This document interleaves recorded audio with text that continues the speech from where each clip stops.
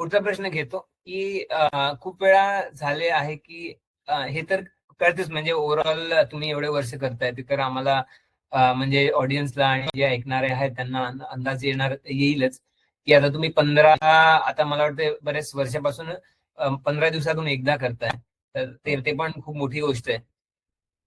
आणि मला वाटतं ऍट द मोस्ट मला वाटतं जी मॅक्झिमम लिमिट आहे 24ची पर इयर, ती तुम्ही किती वर्ष करत असाल साधारण?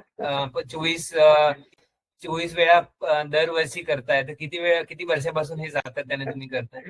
म्हणून मी म्हटलं तसं की पहिली 10 वर्ष सोडली तर त्याच्यानंतर मग खूप वेळा, म्हणजे मी म्हटलं तसं की 2009-10च्या नंतर हे प्रमाण खूप जास्त आहे.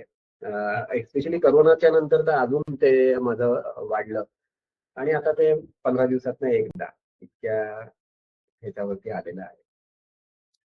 खूप मोठी गोष्ट आहे आणि मला वाटतं बऱ्याच लोक म्हणजे हे तर जसं आपण म्हणतो की ब्लड डोनेशन, तर असं आहे की तुम्ही हे पण करू शकता, पण स्टोरेज पण आहे, पण याच्यामध्ये तर जेव्हा गरज आहे तेव्हा तुम्ही डोनेट केलेलं आहे आणि म्हणजे कितीतरी लोकांना त्याचा फायदा झाला असेल, कितीतरी लोक रिकवर झाले असतील. आणि त्याचं जे काही आहे आपण म्हणूया की जे तुमचे पुण्य संचय झालंय त्यामुळे, तर ते खूप मोठं आहे. मला वाटतं त्याचं काही स्केलच नाहीये, म्हणजे ते मेजर करण्यासारखं किंवा ते आपण म्हणूया की त्याला हे नाही करू शकत आपण की किती तुम्ही आतापर्यंत किती लोकांना मदत केली आहे.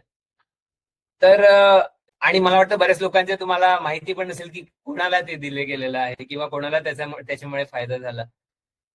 तर ही खूप मोठी गोष्ट आहे मला वाटतं.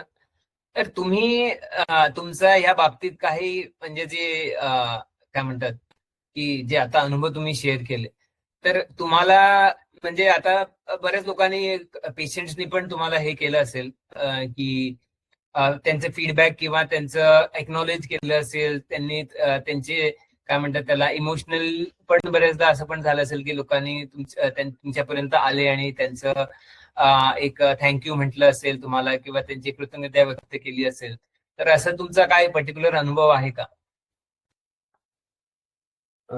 बरेच बरेच बरेच अनुभव आहेत. म्हणजे सगळेच अनुभव सांगताही येणार नाहीत आणि बरेचसे अनुभव आहेत ते शब्दात व्यक्तही करता येणार नाहीत.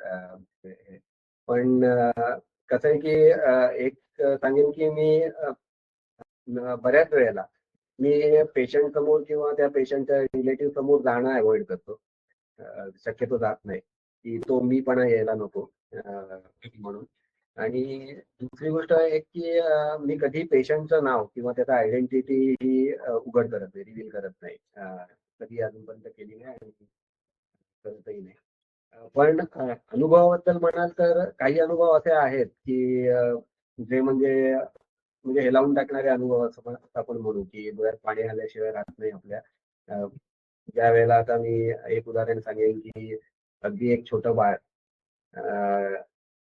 ज्याच्या आई वडिलांकडनं मला नंतर असं कळलं की प्लेटलेट दिल्यानंतर ते बाळ त्या पर्टिक्युलर ह्याच्यातनं बाहेर आलं आणि एकदम व्यवस्थित बरं झालं म्हणून.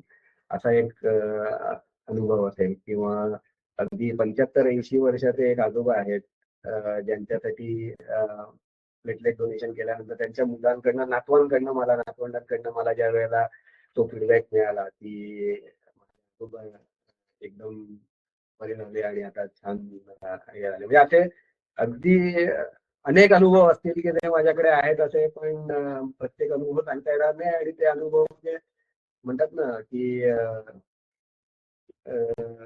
शब्दात सांगण्याच्या पलीकडचे